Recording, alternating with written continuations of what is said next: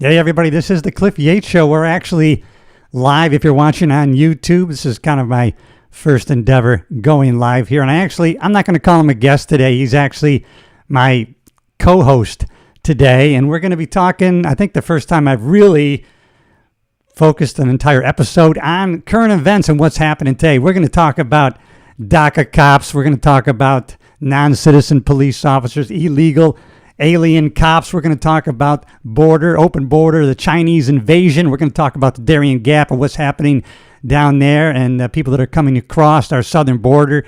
And we're going to talk about universities and what's going on with Israel and the connection there and the money that's coming into these universities and probably funding most of these protests. We're going to be hitting all these hot topics today. And so I'm really happy to have my co-host with me. Those are some of the issues that we're going to talk about today. So let's bring on my co-host here, Mr. Ron Daly. Ron, thanks, buddy. Hey, thanks for having me, Cliff. I appreciate you. Hey, this is fantastic. We're just going to have a conversation today about what's happening. And, not to say that we're the experts, but I have found that you can't wait to have the conversation just because you're not the expert. It's good that we have a conversation because we can learn from each other. Other people can learn from hearing us, and maybe somebody will chime in. We'll learn from them, and I just think it's a good thing just to talk about these issues that are going on, right? Yeah. What I guess we lack in expertise, we'll make up with humor and emotion, and we'll just have some fun. Absolutely. First, I want to talk about these. I'm going to go to a screen here, and it's these. I guess they're DACA cops, right? These are cops that, and I'll read this, and let me assign our camera over here. I'm going to have you as guest one, and then let's see if I can get my camera on here. And that's not working, but let me read this thing here. So apparently, the California legislature, they amended state law to allow border crossing illegals to wear a police uniform. The LA Police Department announced last December it had graduated 6 DACA recipients from the academy. 9 more are expected to graduate in a second class this spring, according to the Fox News story. DACA, of course, is the acronym for Deferred Action for Childhood Arrivals. And Obama, he came up with this in 2012 for these kids. I think they were 16 and under, and they were brought over with their parents. And some people call them, illegals, but then I guess they're working legally, and so they're not really illegals, right? So they can work legally, but they're not really legal. So there's some argument whether they're actually illegals that are police officers, and this is only in a few states. What do you think about this? What could go wrong? This seems like a pretty well thought out thing, and leave it to California, leave it to places like California and Oregon, and I think that's it at this point. I could be wrong, but leave it to them to be very forward thinking and way out ahead of this. And the rest of us just seem to be missing the mark on this. But to be quite serious, I see a myriad of potential problems with this, but let's dive into it. Kidding aside, let me play if I can. Let me see if I got this video up, Miss Producer. See if she's got this on, and we'll see what's going on here. Before they hired them, they should have known that this was going to happen. The LAPD finds itself in a conundrum. 2 of their newest recruit officers are DACA recipients, also known as Dreamers. California passed a law allowing non-citizens to become police officers. But as retired LAPD background investigator Ken Roybal explains, there is a significant federal problem with that. They kind of back themselves into a corner because federal law dictates that the DACA recipients, although eligible to work in the United States legally or in California, they can't take their guns home, they can't possess guns, they can't buy ammo. And so they're not police officers, technically armed police officers when they go home. Our inside sources say the department is working to fix this problem, but they confirm the new DACA hires will This is crazy, only be right? able to have their LAPD-issued guns while at work, and they will not be able to purchase any ammunition. If a police officer cannot take his gun home, isn't that problematic? I mean, it could be a safety issue. It's an officer safety issue. It's a big officer safety issue because when an officer goes home, they leave a station, you drive out of the station. With the identities of police officers getting out nowadays, they aren't armed and they will not be able to protect themselves, even at home. We contacted LAPD Chief Michael Moore for comment, and while he initially said he would address this issue with us, Chief Moore did not get back to us in time for the story. The LA Police Protective League chose not to comment, but LAPD Detective Jamie McBride, also an LAPPL director, issued a personal statement that says in part, "I would be very concerned with allowing non-citizens to have the ability to arrest U.S. citizens. That doesn't even sound right." And the LAPD also wants to provide firearms to these non-citizens in violation of federal law. How do you think this is going to be resolved? There's absolutely no way to resolve it because they're not going to change the federal laws. Man, is that crazy? Unbelievable. That's why that was my first reaction before I even saw this news story. These non-citizens, I call them illegals, but they're non-citizen cops. I think it's by design. What do you think? Yeah, well, I mean, it doesn't surprise me that this stuff is coming out of like Los Angeles and things like that. But I would just say this, like, I mean, if you want to kind of go from Jump Street in the application process and the lack of ability to, I guess, gain access to a legitimate background. I mean, like when you and I went through, Cliff, I mean, let's be honest, I had grade school teachers call me and said, "Oh yeah, hey, the sheriff's department called," and it was like my junior high school teacher and or coaches and or employers, and now you got a dreamer, we'll say, came across, we'll say 2012 at 16 years old or 15 years old. So that makes them, another 12 years, so 27 years old. And all you're going to be able to do is judge them from the time that they were able to drive, if at that, I mean, because California was issuing driver's licenses when Arnold Schwarzenegger was governor, right? So I think it's all by design. I think it's to try to kind of legitimize the visa workers or the workers that are coming in here that are able to work lawfully. Me personally, I don't think that our community is going to want folks that haven't been vested in growing up out here policing them. And I know this is going to come as a shock to everybody, but if we want to dive down the racial component that's there and wait till like a Chinese national who ends up arresting, we'll just hypothetically say, a black person, and they've been a dreamer. Let's just say that there's going to be a whole different level charged emotionally than if it was just a cop that didn't understand the person and blah blah blah. But I just see it's very problematic, the how shall I say, the morals and everything that come from a variety of other countries, the corruption.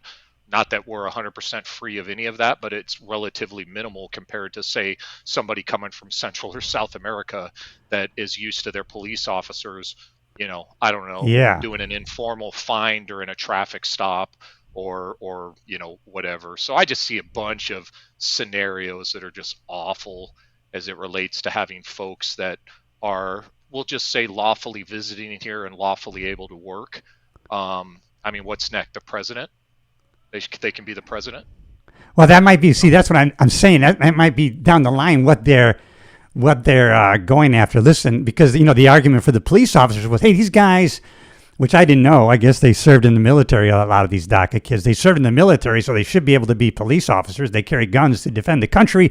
And if, like you said just now, so then they're going to make the leap. Well, these guys have to be able to vote. They're police officers, they're military. And so then they're going to then all DACA people have to be able to vote. And this is problematic in that regard. And I guess every 2 years I was reading, they have to re-up. They have to reapply for this DACA status. So I don't know if you know that in 2017, I found this out. So 2017, Trump says, we're stopping this. And, he files a lawsuit. And then I think it was 2020 that there's a judge in Texas. He goes, yeah, that's illegal. And so, of course, now Biden's in 2020, and he says, oh, well, we're going to put no new DACA, but, we're going to put on hold that case. How we can do that, I don't know. And so, that case has been determined to not be legal, and yet Biden has put this on hold. So I anticipate some big changes if President Trump is back in office. And look at this, Ron. And this is kind of the thing where I think they came up with this reasoning. This is why I say by design, hey, well, first of all, they go with defund the police. And as I think is part of the motive during COVID, right? Hey, we know that these probably mostly Christian conservative cops and military at the time, they're not going to want to take this vaccine. So they're probably going to quit and or retire, which is good because we want to move that mentality out. And then we can kind of move in a mentality where these people they're going to go with the program. They're going to be the ones who will go along with tackling somebody for not wearing a mask. And you can see in this article it says as police departments struggle to recruit, obviously because we've painted this crazy picture of systemic racism, and they can't retain officers, of course, by design. They need applicants to fill the job vacancies. States, including California, Colorado, have begun to pass laws that would permit non-citizens who are authorized to work in the U.S., so I guess not strictly illegal, to become police officers, while others, such as New Jersey, and I know Florida, you have to be a citizen still. And so, I don't know, Ron, so it seems like there may be a larger scheme going on here. Yeah, well, I mean, there's a path to citizenship. But I mean, this isn't the first time that let's be honest, like California and some of these other states have just skirted around federal law. I mean, you look at everything from, I don't even know. I mean, I wouldn't compare it, but it's an analogy, is like marijuana, assault weapons, firearm laws, etc. And they're just going to rewrite it. What I find interesting is that the LAPD and some of these other agencies are willing to absorb the risk management and the civil liability that could potentially happen with this, and I just kind of shake my head where I'm like, okay, so now we have an off-duty shooting or an on-duty shooting, and it's determined to either be out of policy or unlawful. And then all of a sudden, I don't know, if you shot me and you were a person that had just the basic training and everything else, I'm gonna be all over it. Give me a defense attorney, or somebody that wants to get into civil stuff. I mean, that's going to be a multi-million-dollar lawsuit. Yeah, I can't get it. It kind of, now it blows everything that I wrote in my book out of the water because I had an initial book that has said, the truth about cops and why you should trust them. And of course, I went into this big myriad that used to be true on the kind of backgrounds that we used to do, going to your point where these people haven't even been here long enough to do a background. Who knows, what their background is. They're not doing a thorough background in whatever country they came from. And so, they used to be so thorough. Like you said, you'd get your neighbors were talked to, everybody in, your people from your high school were talked to, and everywhere you worked were talking to. Anywhere you went to college, the local police, the college police, they were solicited for reports. And so how are you ever going to do that anymore? You can't with these people. And it's just, I don't know why. Well, it's like everything else, Ron. No one says no anymore to any of these things. Yeah, and what was interesting about the stats that you showed? I had heard, and I've been out of the loop for a minute on all this, but it was that they graduated a full DACA academy, being LAPD, not just like 6 or 9 folks, but it was a full class. And I don't know, just off the top of my head, just because I lose track of time, is maybe this was like at the end of last year, beginning of this year. I think so. Yeah. Excuse me, is when I heard that. So yeah. I don't want to liken this to the flood that's coming across the border, but let's be honest. I mean, if they're just going to flood folks in there, I imagine that this by the community is going to be, how should we say, the folks that are legitimately that want to resist and or fight with the police. Those folks are going to stand up against it, and I think it's going to be more of a racial component, and then if you obviously want to get into the whole, white extremists, over on this end when some dude shows up and he's like an African national or something, and he's like, oh yeah, I'm going to arrest you for A, B, C, and D. I just see people being not being okay with that, man. You know? I don't know. I think I'd be willing to pick up a resisting arrest case for some guy that was wrong and didn't really understand things that were going on. And I'd be interested to see how the training officers and everybody else that are actually training these folks once they've completed the basic post academy, how they're receiving it as well. If they're just being, like you said, yes men and just going along with it and everything else. And I got to be honest with you, they've been in the military and they served, and their background, you can get a sample size, let's just say from 16 on. You can get a decent sample size, but I'd be interested to see, I'd be interested to see a general officer that wasn't DACA compared to a DACA officer, their backgrounds, and bring them together and compare them. And I'm going to go out on a limb and I'm going to say it's going to be a different kind of background. Yeah. And I just think that it goes, if you read into how they're kind of really trying to dilute or degrade or get rid of citizenship as meaning anything. It's just like another kink in the armor of citizenship that I think we should be more. And now to your point of the resisting, and this is the way I think it should be. And now, as you can see, if you watch these YouTube videos of these lives, and people are doing First Amendment audits, and I just watched 2 the other day. Actually, one guy was an FBI guy, and he was in a restaurant, and officers came in to arrest him. He goes, no, you're making a mistake. No, you're not arresting me. No, I'm not under arrest. I mean, he basically refuses. And in my mind, since this can't be negotiated at that point, you must submit to arrest. And then later on, you can make a case or sue for an illegal arrest.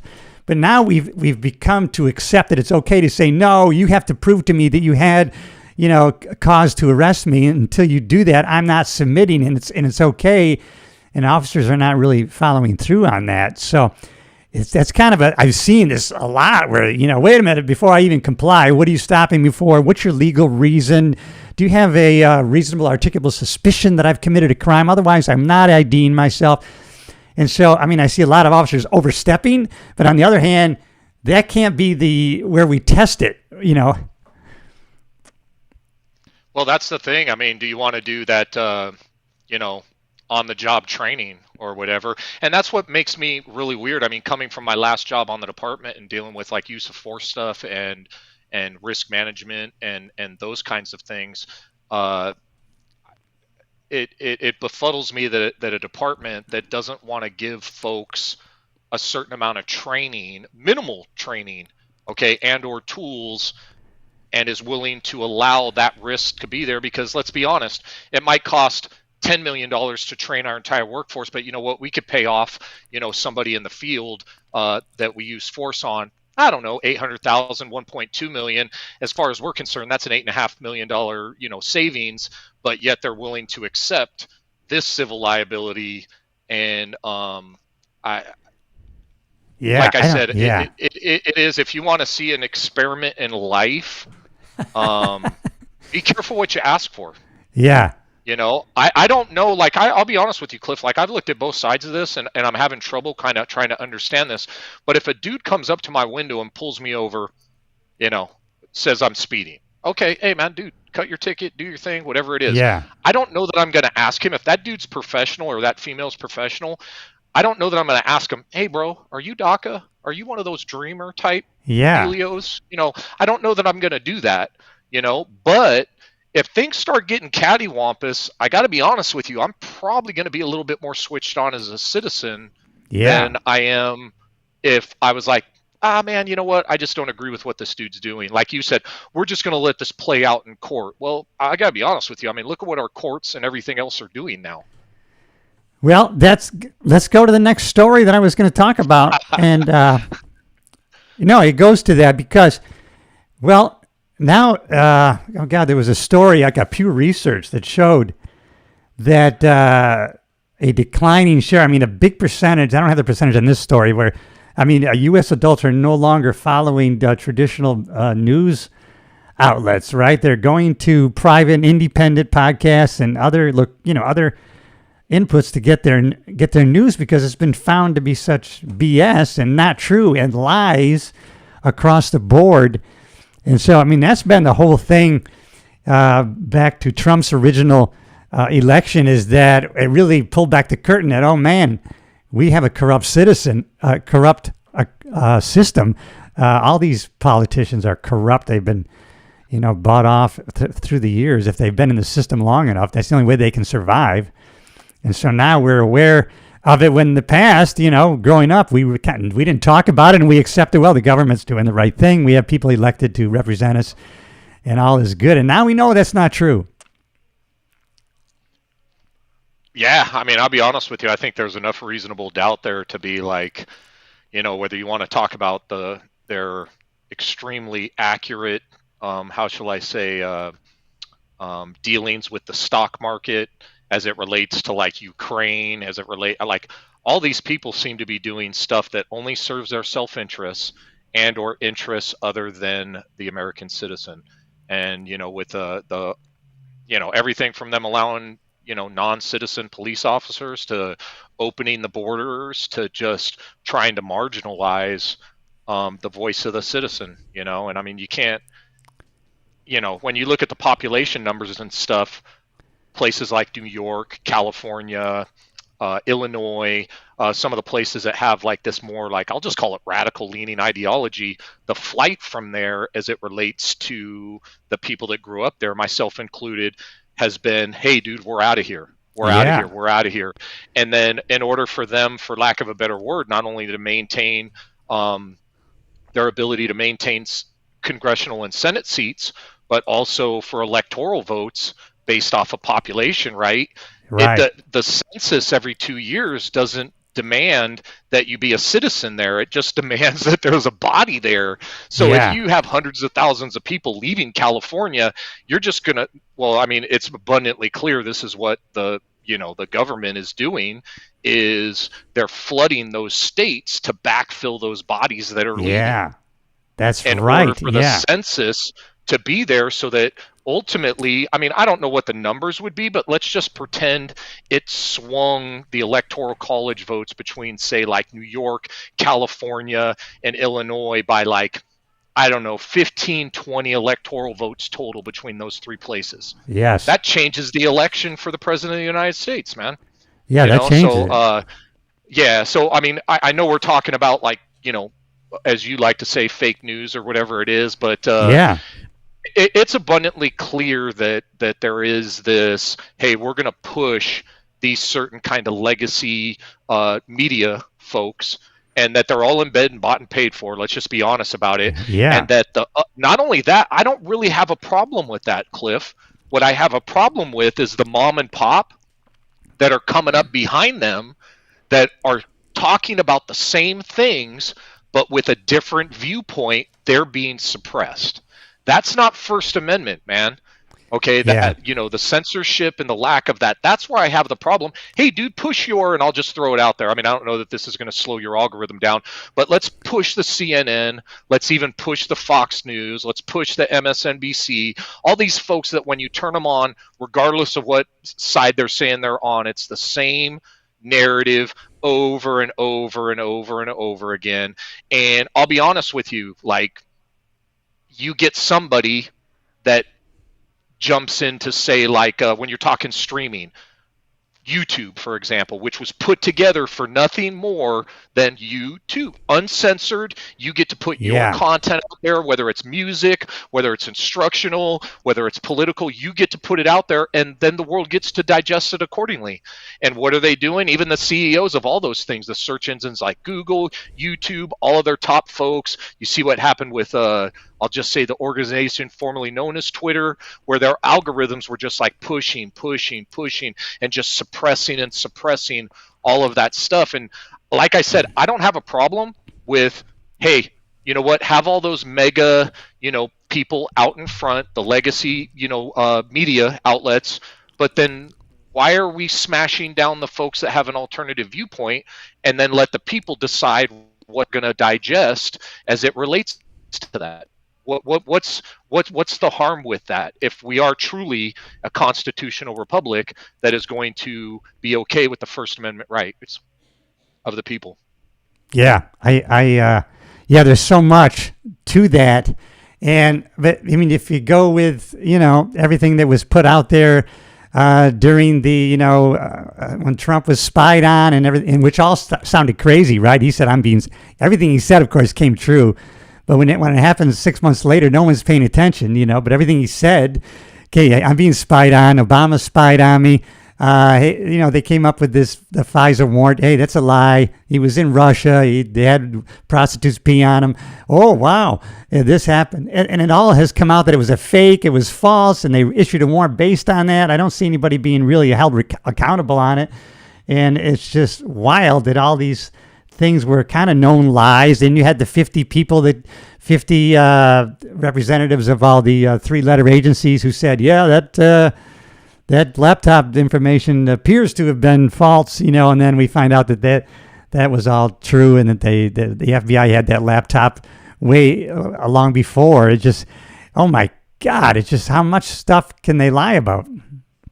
Well, and that's the thing is that, by the time that, we get a complete picture, they do exactly what it is, whether it's a tactical situation or whatever it may be. They seized the initiative, and I guess it's the old adage of, a lie travels around the world twice before the truth ever gets one step into it. All they need to do is hold that time for a little bit, just like COVID. They held it for 2 years, did their whole mail-in ballot thing, and did some of this other stuff, locked us down, and you're like, okay, what? From that standpoint, I just look at it and I'm like, how do you continue to even trust and or allow your mind to have any credibility that those people are acting on the best interests of you or me or just Joe average citizen when they're giving our jobs to whoever, and then they're like, oh yeah, minimum wage, and they're putting it up, and then they're cutting off huge. What businesses have not just had huge layoffs that have gone along with that mandated, $20 an hour, dealio, and I'm just kind of like, I shake my head on all of that stuff, because if you genuinely think that the powers that be are that incompetent, then they need to go. And then that would be one. And then two would be, if you think this is by design and they're doing it on purpose, they need to go. So either way, they need to go. Yeah. Okay? Yeah. Right. You know? So I look at it and I'm like, how is it not by design? Yeah. How can we accidentally be that tore up that many times in a row? And give me one significant issue in the last, I don't know, we'll say 3-4 years that we've gotten right. Yeah, what do you mean by we mean as? Well, I'm talking anything like, okay, like let's just say the war in Afghanistan, the war in Iraq. Yeah. Yeah. I mean, we spent 20 years fighting, doing that to give that right back to the Taliban. Great right plan. Back, yeah. That sounds really good. Let's talk about healthcare. You want to look at, the government saying, hey, we're going to vote for healthcare for all the people, and it's going to be the Affordable Healthcare Act, okay? But we're going to be exempt from it. And look what's happened to our healthcare. Let's look at education. Look what we're doing in our schools now, to the point where I homeschool now as well. Yeah. Where the vast majority of folks are pulling their kids out of school, and I guess that's one of the positive things that happened with COVID. Yeah.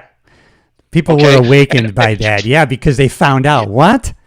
Yeah. You got to be kidding me. They're doing that in the schools, in the classrooms. And then, I know we haven't talked about this recently, but let's talk about DACA cops. Are we really right in that situation? I just look at it and I'm going down all the big things and I'm like, let's get it right. How about when we friggin' pulled out of Afghanistan? That made Vietnam's pullout look like nothing. Yeah, we lost 13 servicemen and everything else, to where Joe Biden's on the news looking at his watch when they're in the middle of taking the bodies off the planes, man. And I'm like, how do you flub that up that bad, not only within our country, but the message we send geopolitically to everybody else, and how that related to Russia? It's just a domino effect as it relates to geopolitically and everything else. It's on a daily, if I pay attention to this, it's on a daily basis. So you bring that up. Now today I'm listening to Sean Ryan, who is former Navy SEAL, and he has some great guests on. But he has a guy, just today, it's an Afghan interpreter, or he's with the Afghan military, and so he's saying today that Biden lied about the 100 so Americans who are still left behind there. There's much more than that, and they're hiding today. If they're found by the Taliban, they behead them, and that they are beheading people today. And so that is news right now that of course I don't hear anybody talking about it, but I'm listening to this Afghani guy on Sean Ryan's podcast. He's saying, no, there people are still hiding there that have American passports. Is that crazy?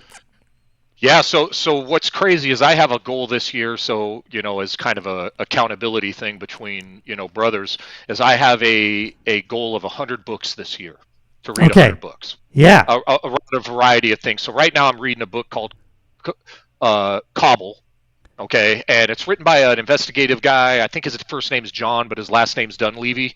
I'm about 5 pages away from finishing it. And it's all on not only that particular day when the suicide bomber blew himself up at Abbey Gate, but everything that led up to that and everything that's kind of cascaded beyond that. Okay, as it relates to the message that we sent to the world and everything else. I would say that I'll tell you a funny story about Sean Ryan if you kind of want to get off topic. But the Sean Ryan show, dude, his guests are great, man. Oh my God, they are unbelievable. A lot of them are Navy SEALs, and they're still active, man. They're like going over there investigating people. And so, funny story, like I'm sure you've known this, maybe the viewers don't, is that back in the day, like my last probably 6 or 7 years on the department, I did use of force review and critical incident review as it relates to whether our folks on the LA County Sheriff's Department performed consistent with their training in the law during all kinds of stuff. It could be, everything from shootings to pursuits to usually, when our folks and other folks, citizens, get hurt, we tend to take a deeper look at that on whether, our folks could have done anything better, not only from the short term, but after an administrative and or criminal investigation, holding those folks accountable if need be. Yeah. So when I was flying back and forth between Boise and LA, I would do that twice a week. So I just downloaded tons of podcasts, etc. Because when I was at Training Bureau, I could do that. You know? So I downloaded a podcast. It was Sean Ryan. It was one of his first shows, if I remember right. I could be wrong. And he had I think it was labeled like a liberal friend as it related to law enforcement and use of force. Okay. And I think we all know about the failure to train and the willful failure to train, etc. So Reader's Digest version is one of the podcasts. It's about a 2-hour flight each way between LA and Boise, either way. And I popped on that podcast and was listening to it. And this is when he had like a little bit shorter of a format. It wasn't like 4 or 5 hours like it is now, which I actually like. I love it. Yeah. But he had this, I think it was a friend of his, I could be wrong, and it was just a dude. It wasn't anybody that I can recall fashioned themselves as some sort of expert. It was just like two dudes having a talk. Sean Ryan was big on the training aspects or lack thereof of things, and the other dude was like, well, I don't think cops should be able to do this. Well, Ron Daly's on a flight. I'm taking notes because obviously I'm reviewing all these cases for the department and other departments and stations and all kinds of stuff. So I start taking notes, and I'm like, in typical Ron Daly fashion, maybe way out of my league, especially now with how Sean Ryan's blowing up. But back then, not a bunch of folks were watching him like they are now. Oh, no. So I decided to email him. Oh, really? I'm like, hey, Sean, my guy, man. Hey, dude, you had a guy. This is who I am. This is what I'm about. This is how many years I've done what I've done. I'd like to say I love your content, but the dude that you were on the show with was off base. I go, if you'd like to have a further discussion with it, please let me know. And I'll take the high road on this and just say that my schedule hasn't allowed time for me to break free to be on the Sean Ryan show, but I'll be on the Cliff Yates show. Thank you. I know it, man, and you're great because you have a lot of insight. For the record, all honesty, since we're live, Cliff, I never heard back. I never got a response. Never heard. So. Oh, wow. Well, maybe he'll get to you eventually. I don't know. Oh, maybe a DACA cop will use force and it'll be so bad they'll be like, hey, dude, remember that guy that reached out to us like 3-4 years ago? Let's get him on the show. Oh my God, it's funny. But he has a great guest on, and he just had a guest on recently. And let's go to that kind of thing. It's like he had a guy on, and I'll admit I haven't been there, but I've seen enough people go down there with video cameras. they've gone down to this Darien Gap, and man, they've visited these 2 camps down there. And the one guy, man, he just he took video. He had like drone footage, and there's one camp that's Chinese, and then there's one that's not. Have you looked into that at all? Yeah, well, there's a whole lot of immigrants coming back through there, and I would just say the human smuggling and everything else that's going on down there, to not call it an invasion, I mean, because they're primarily coming through Texas, Arizona, New Mexico, California, and then once they're there, they're getting bussed in and everything else. But I mean, it is, from a humanitarian standpoint, a tragic deal. But yeah, you're getting people from all over, literally the world. Not only at our southern border, look at our northern border. As it relates to people flying into Canada and coming down across through New York, Vermont, New Hampshire. Look at that, and you'll just be like, no way. So, I mean, it's a very coordinated effort. I've looked at it, and the people that I guess are looking for a better life, if that's the narrative that they want to push, I think some of these folks are doing that. But the messaging is, hey, man, just keep coming over here, man. We'll give you a credit card, a phone, everything else. And then along the way, if you see it, the smugglers, they're like, oh, yeah, pay us this. And then they get about halfway, and they're like, hey, if you want to go further, pay us this. And if you want to go a little bit further, pay us this. And they're just, the people are just suffering bad. But yeah, like Darien Gap, like if we're talking down right at the southern part of Central America, northern area of South America, and where they come together, this kind of treacherous kind of, I think it's predominantly kind of jungle rainforesty type area that, I mean, I think they've tracked some of the stats, at least, that a variety of people have died. Folks have been sold off, etc. But it's, I want to say,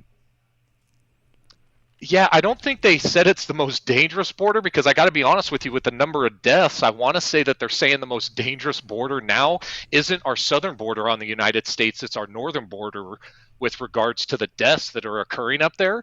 So I would look into that a little bit further, but I want to say that they're saying that northern end of our border because of how Canada just lets people fly in, and they literally fly into Canada, and an hour later they're crossing our border on the north end. Yeah, I know that's been up. We have our summer place there on the St. Lawrence River, and that's across from Canada. And the Border Patrol on that New York stretch up there is really heavy. And I think they're interjecting these Chinese that are coming across. But that Darien Gap, I guess, the one guy who was down there, he said they went from, they used to be stuck there for 3 or 4 days. Now, like within 24 hours, these guys, they've gone up to like 50 buses a week, and they bus them from there. Panama really doesn't want them hanging out very long, so they're not really there very long. And then in 2 days they're in New York, and I guess there's a reason why they go to New York. They fly into those Chinese that go through there. I guess they're flying into Ecuador. I'm reading where they are not required to present a visa. Chinese migrants gather with migrants from across Latin America, Colombia's northern border, and it hasn't been that many. There's been a few deaths there. There's some rapes going on, but they've kind of increased their boating. They've increased the motor size on these long boats they use, and they have quite a system going on. So, and then the guy that went down there said they're actually building another bridge, and he's not trying to read anything into it, but he said this bridge could hold tanks. So he's just saying there's a lot of activity, man, and then they're getting ready to increase the volume even more. Well, if you look at, to be honest with you, I mean, and again, the makeup down there, and you'll see, like, when people go to cross our border, they so a lot of the folks are actually bypassing the Darien Gap now and flying into, say, like Cancun. They're being flown in there. Yeah, right. Now, yeah. when it's being funded, I'll let people, fill in the blanks on that. But these folks aren't leaving an impoverished country and then getting on a plane and flying into Cancun, and then puddle jumping over to Tijuana and then being bussed across the border. They're not doing that out of their pocket. That's definitely being funded and coordinated somehow. And I find that very interesting from that standpoint. But if you look at, like, Texas, for example, Texas went ahead and secured their border. They're doing a wall very similar to what then President Trump did, Yeah. etc. Put up like barriers with razor wire. And what does our federal government do? Now their immigration since Biden took office has gone down like, I mean, it's something like 70-80% of illegal Yeah. crossings have gone down since Texas. But walls don't work, but I'll leave that up to the imagination. And then so now they're pushing them all through Arizona, New Mexico, California. Yeah. And their immigration has gone up like somewhere in the neighborhood by like 20-30% since then. You know, and Texas is embroiled in, you know, that as well. But I got to be honest with you, a significant portion of that is coming from Central America, South America, through Central America, and that Darien Gap that you're talking about. And I want to say even like way back when, even though it was just part of it, there was kind of like this different kind of eclectic dude. I want to say he was like a former Special Forces dude on Sean Ryan's show. Because I don't do the mega media type stuff. My wife does, and then comes back to me and we have a discussion where she's all like wound up and whatnot, and I'm like, why do you even listen to that? You know, kind of thing. But I listened to that guy, and he was talking about the Darien Gap and the humanitarian issue that's down there. And let's just be honest, if the countries down there just shut it down, they would be good. But primarily what, at least anecdotally, I mean, I haven't seen any of the stuff, but money-wise, I would put along with the flow of not only the bodies coming across there, but drugs and fentanyl and everything else. Let's talk about the drug cartels in China. You know, all right, I got to talk about that because I'm reading this thing by Schweitzer. It's called Blood Money, which I stopped for a couple of weeks just because this is an all-around assault. And China actually owns a couple of these ports down there in Mexico, and so they control the ports, and they're working with the cartels to get this fentanyl into the U.S. Because I mean, if you can kill 100,000 military-age U.S. citizens a year without firing a shot, then they're doing a good job. They're already at war. And you know, they're not. This is a war where they're killing Americans. It's not drug dealing, because drug dealers want you to get hooked. They don't want to kill you. China is actively killing us with this fentanyl. Well, you know what's funny is I remember that comedian Theo. I forget his last name. Got a good show. Yeah. Friggin' cat, right? Well, he was even talking to somebody, and he's like, you know what? He goes, that's why I quit cocaine, man. He goes, because fentanyl scared me to death. You know, so if anything, maybe the war on drugs is such that it's like, hey, let's just sprinkle everything with fentanyl and maybe everybody will be scared straight. Yeah, I don't know. Yeah, from what I hear, these cartels they're kind of like second position in this production and transportation of fentanyl because they're so scared of it. They don't want to be killed by it, so they work with the Chinese, but Chinese kind of take the lead on this. But you know, they have the cartels bringing this stuff across, and the whole thing. This goes back to the manual by the military in China. They call it murdering with a borrowed knife. You know, they distance themselves, 2 spaces back from actually plunging the knife in our chest. Right? They have somebody else doing it, but they're behind it. And in that respect, and it's kind of interesting, right, that China will support you in a kind of capitalist way. We don't care what you're doing, as long as it's benefiting the state. And so isn't this interesting that as we grow up and we absolve all activity for, CIA kind of stuff to the government to take care of and do. Where the Chinese, from the time you're born, you are working to benefit the state. So everybody that comes over with these student visas, these people are still working for China. I mean, they actively have to benefit the state, and they're obligated to them. So I mean, you're allowed. They don't care if you make money off sending fentanyl. You can't do it in China. You can do it in the United States as long as we benefit from it. And so every citizen basically has a nexus back to China, and they're serving China.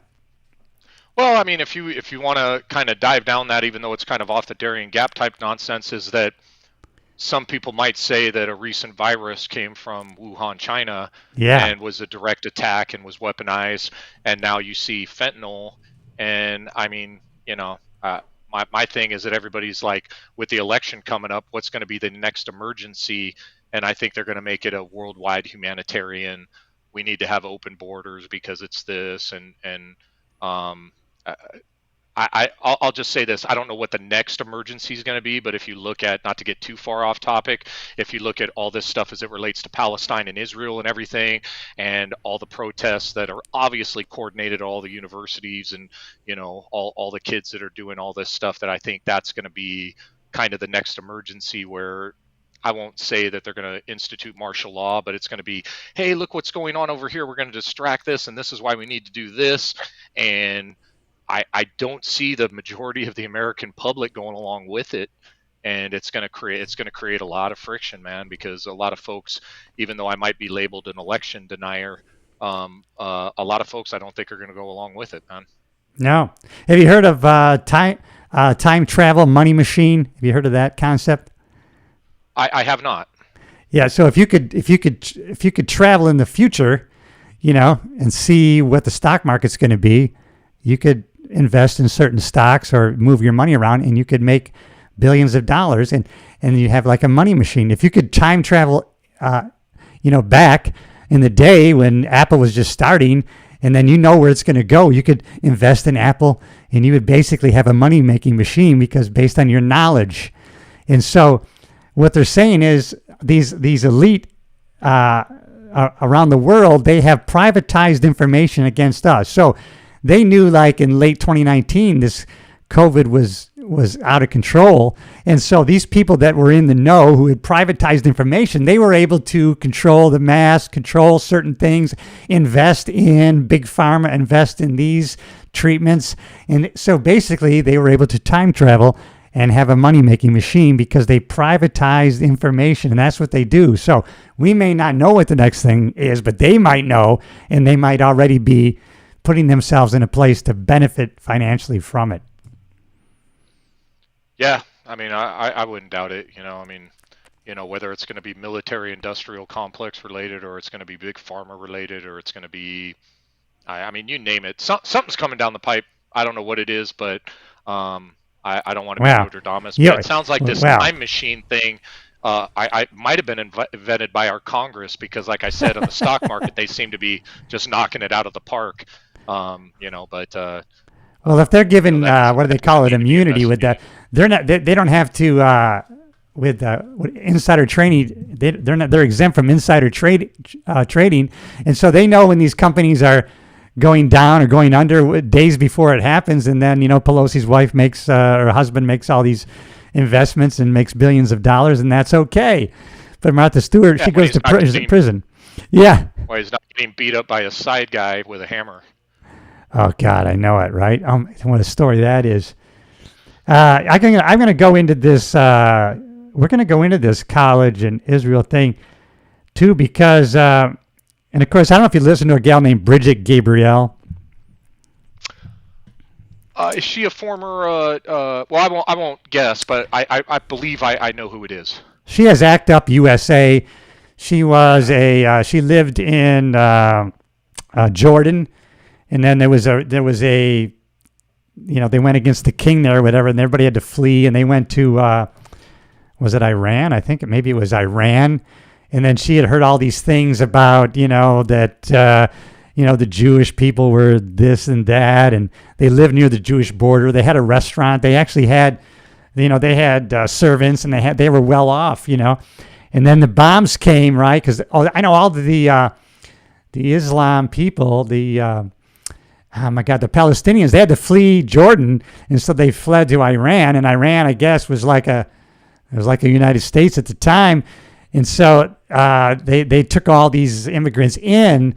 Well, then while they were there, they gathered and they decided, hey, guess what? We're next to Israel now. We can take them out.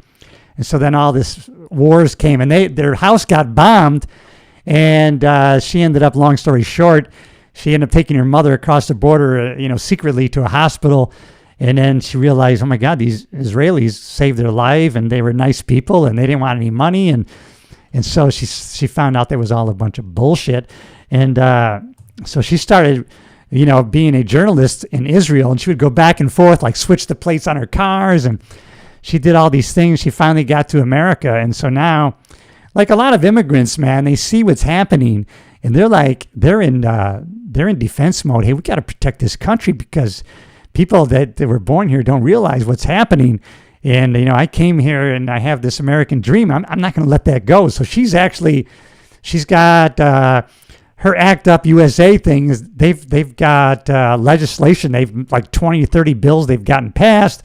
They back the blue in one section. They're doing anti-voter ID stuff or pro-voter ID on other stuff. And so she's very active on protecting America. But she just says Islamic terrorism that's the biggest thing that we have going against us. But then you look at everything else. We're under attack from several different, we got China and we got the Islamist terrorists. We got all this stuff going on. Yeah, that's what happens when you got weak leadership or impotent leadership. But yeah, I want to say on the Act Up USA, was that the name of the organization? I want to say that I read one of her books a while back as it relates to why the Palestinians and folks in the Middle East hate the U.S. And I can't recall the name of the book off the top of my head, but I've read a couple books. Like I said, I try to read like only nonfiction type stuff, and related to current events, leadership, military stuff, even some stuff outside my wheelhouse. I'll read on recommendation and everything else. But another one as it relates to Israel and Hamas specifically was Prince of Hamas, where the guy was an agent for the Mossad, and ultimately wrote a book about it and gave a lot of really pivotal information to the Israelis as it relates to his dad, who I believe was like number 1 or number 2 in Hamas at the time. And he would, basically he was an informant, and then ultimately relocated to the United States, I believe, at this point. But it was a great book. I read, I don't know, a 300-page book in like a day and a half. Wow. But there's a lot of, like, how shall we just say, friction over in that part of the neighborhood between certain types of folks. Yeah, her books were, I got them both, Because They Hate Us and Rise. Why They Hate, or whatever it was. That was the book I read. Yeah, man, it's so insightful. Just like this blood money thing is too. It's just, I guess that's the one benefit, right? Because people are becoming really aware and educating themselves. I know I have on, it inspired me to do a lot of research and to educate myself. I mean, when I would hear, I got several books. When I heard, well, the country wasn't based on Judeo-Christian principles, and I go, is that true? And then I looked into it. Yes, we were. And it's just amazing the lies that are told on these. It's the propaganda. I want to talk about that, what's going on in the college campuses, because I know you have people close to you that are going to college campuses. And so what do you think about what's going on there? And I have a lot to say about that.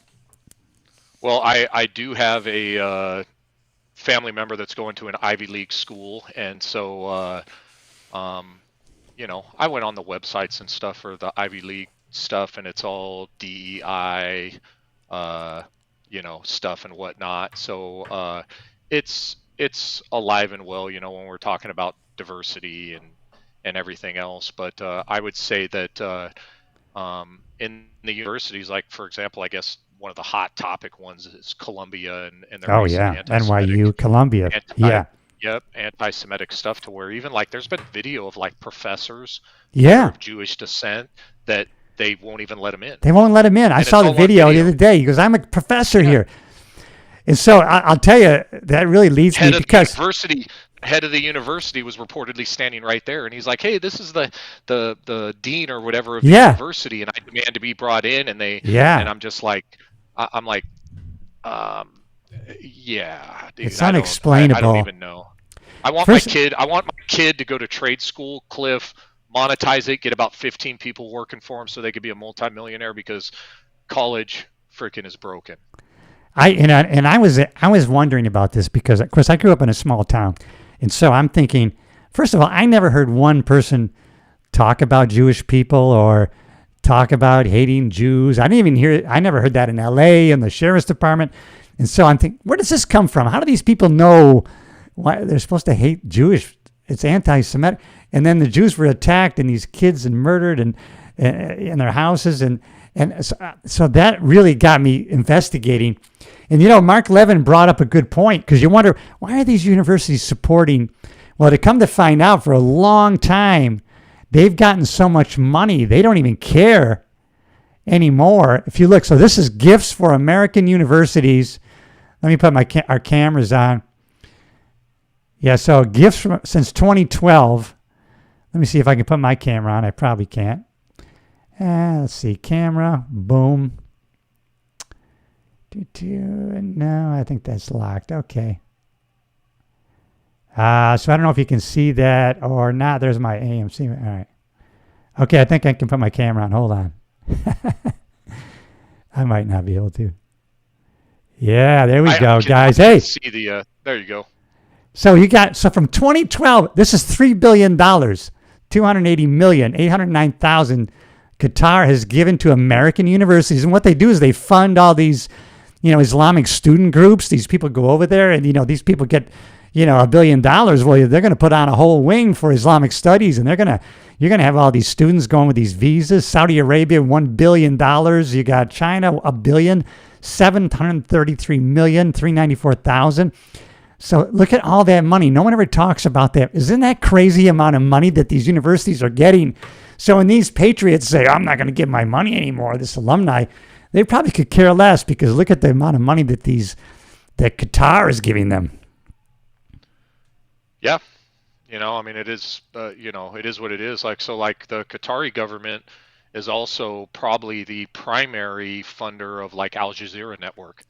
And I'll even watch some Al Jazeera stuff, as it relates to that end of the world. But if you want to see what they say in the interest of, how shall we say, like open, non-fake news about the Israelis and that conflict and everything, you'll just shake your head. You're like, what sort of world? And I want to see both sides of the story. I want to hear what the extremists on both sides are saying, as well as the people in the middle.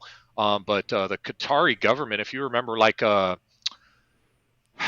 don't even want to say the dude's name, but it rhymes with Bo Bergdahl. I want to say the 5 terrorists that were released at that time were released into Qatar, or as they like to say, Qatar.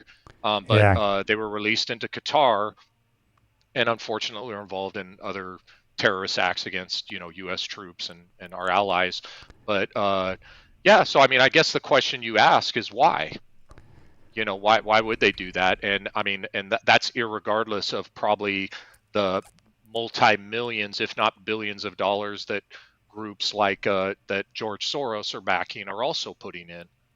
Because it's one thing to have the Qatari national or the Chinese national or something rallying against the U.S. government, but my question is, all the other millions of dollars that are going to indoctrinate, the little purple-haired freaking nose-ring dork that, is getting his degree in, elite or advanced gender studies, that's out there with a Palestinian flag screaming and yelling too, just because, that's what, should be the right thing to do. So I think we should differentiate between those two people, but they're definitely not helping the cause, at least for the U.S. as well. And I would venture to say that you combine I don't think that they're coordinated in the light that Soros and the Qatari government and some of the other these national conglomerates are, or even some of the 3-letter agencies that are reportedly pouring freaking gas on the fire for this.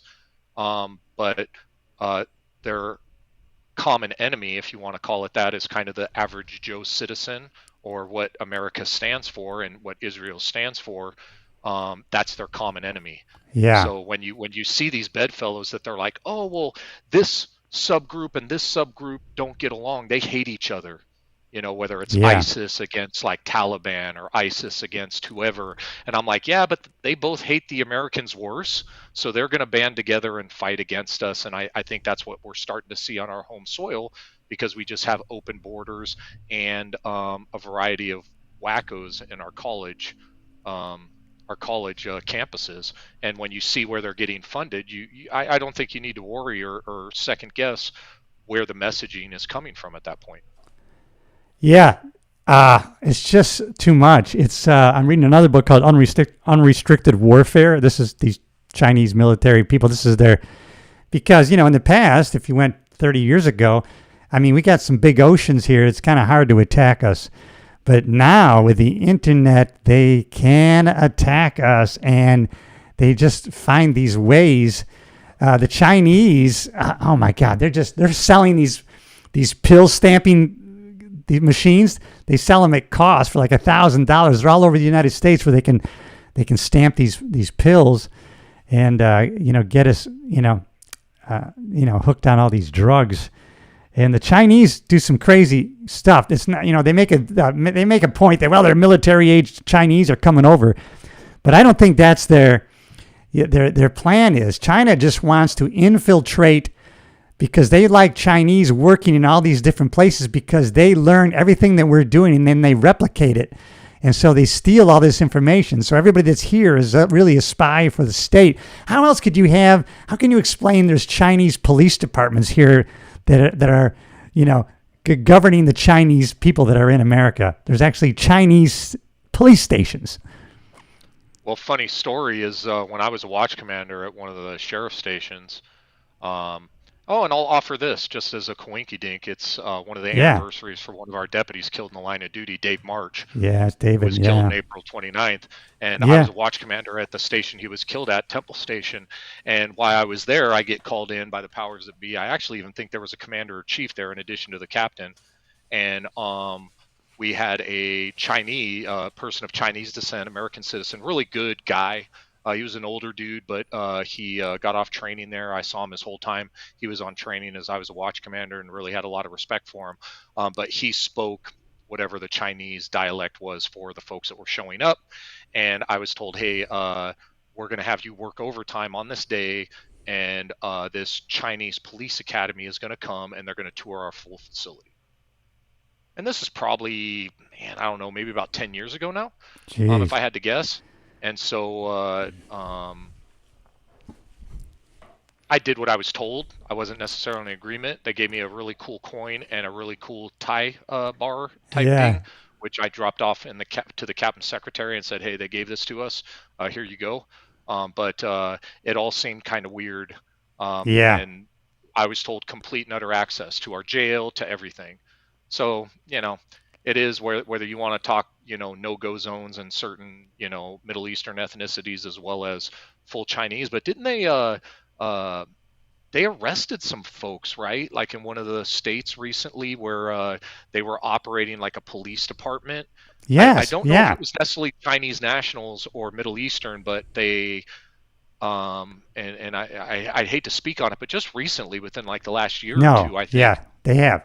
They arrested like a whole supposed police precinct that was running around with guns and cars and radios and everything else. I mean, all they didn't have was like a helicopter and a bite dog or whatever. I mean, I don't know if you remember that, but I'm just like, man, why is this even allowed to occur? Because I gotta be honest with you, if I was working a patrol station and they were out there doing that, I gotta be honest with you, I mean, a watch commander might not sign my PCD, but I could tell you some people are going to jail. Yeah, exactly. Well, they've had to close down these Confucius centers. They're all like, they're just a bunch of spies there. That was, David March was working out of Temple. So before he worked that car, I worked that car 57. It was the unincorporated area of Irwindale. And so I used to stop cars right in the same exact spot because it was an industrial area, and it was convenient. And it was like a congested area, and then out there was kind of in the open.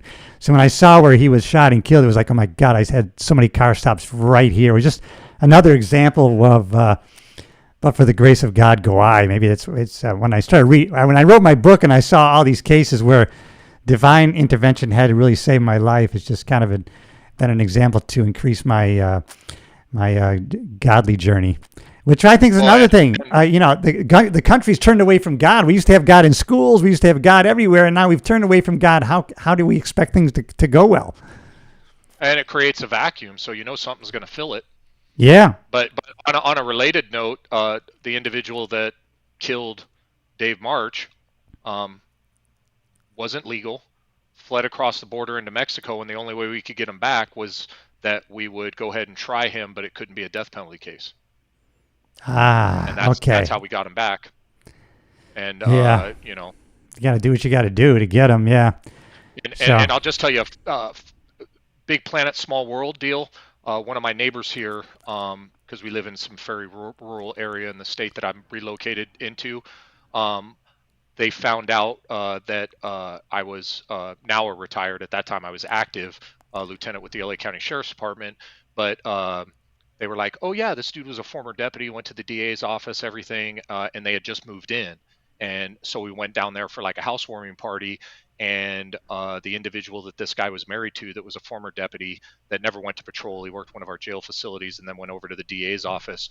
He was married to Dave March's sister.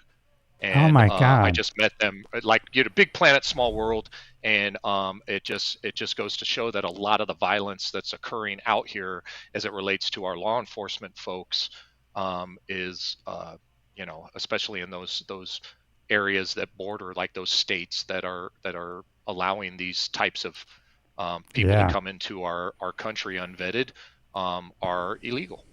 Yeah. Well, I guess we'll start to wrap up. And you're reading books. I wrote 2 years ago. I read 50 books, and it was quite a daunting task. So reading 100, that's really, really pushing it. I made this year. I'm only reading 5, but I'm going to reread them a couple times because I really want to. I felt at 50 I was not retaining a lot of it. So 100 is going to be quite the thing to do. Yeah, it definitely, like, all your free time or non-productive time is, and I'm talking reading. I'm not listening to audiobooks. Yeah, me too. I read them all. Yeah, I read mine too. Yeah. And some of them are study related, and I've gotten some really good recommendations. I've gotten some cruddy recommendations, but I'm always interested in expanding, my paradigm and how I view the world, and Me too. and Yeah. everything else. But like I said, it never ceases to amaze me. Like, some of these books I read, as it relates to leadership, and what our government does or did, and by the time it's empirically looked at, footnoted, etc., so it's not like just some emotionally laced thing. It's actually based on facts and everything, that you sit back and you're just like, man, are we really all that freaking incompetent? Like, I was no George Bush fan, but he killed a lot of terrorists, so I guess I'm good with that. But like, when Colin Powell, like, resigned from his cabinet and everything, I couldn't really understand. I'm like, man, dude, this guy's like a military warrior and everything else. And then you get to see behind the scenes what was going on, and how, I mean, I'm not saying he was right or wrong, but obviously he had his reasons for doing what he was doing. But another great podcast on Sean Ryan that I watched, I would say it was probably maybe about a year ago now, was what was it? Vargas Andrews, the sniper that was blown up and lost like his arm and leg and everything else. He's actually mentioned and interviewed in this book, Kabul, a variety of times, as it relates to him specifically. Those folks through intelligence agencies, not only in America but other folks, they were told exactly the suicide bomber, who it was. He was named, his physical description, the type of backpack and the colors of it, everything. They found the dude in the crowd on more than one occasion, asked for clearance to engage this guy, and they were told no by the higher ups. And then the dude blew himself up, killed several hundred people trying to get into the airport to get evac'd, and then killed 13 of our servicemen and women as well. So but I try to read stuff like that because I think there's good learning lessons and messages, like, on our failures. And I just hope that history repeats itself, just like I had mentioned Vietnam relative to the fall of Afghanistan and everything else. And maybe we could learn a little bit about what's happening in America as it relates to the Roman Empire and watching Rome burn. Because I think we're kind of headed that way. But not to get too far off topic, but I just like to read, and me not too. just be force fed. I think what I digest, or what my diet is more than just what I eat. It's what I see, what I listen to, and everything. And that's why when you're sending out a positive message, or just want to get together and chat, I'm like, man, I can make time for that, man. Because thank you, man. Other than just being a hot body and pretty face, Cliff, you're fun to hang out with. Thanks, man. Yeah, I'm reading another book. I should give you the name of it. It's like called, I'll look it up right now. It's called Invasion or something. It's about a former Border Patrol guy in San Diego. And I was like, what? This is crazy. I mean, so you're getting it right from the horse's mouth. You know, what's going on? You know, it's called Invaded by J.J. Carroll. And so, man, it's fascinating. It's like, what? But yeah, Invasion. And so, I mean, you can't deny what's going on. We never got into, you know, dude, there's an organization down there. It's called, if somebody on the chat can tell me what it is, HIAS or something, IHAS or something. But Mayorkas was on the board of this agency. And he's actually visited down there. And if you saw these congressional hearings, this guy should be locked up and put away for treason, what he's been doing. And I don't know how he stood up to these Congress people who were just hammering him. I mean, like, you're just a piece of crap. You know, you're a liar. Do you know what the status? Because that's the dude No. they impeached, right? Because he was such a freaking whack job.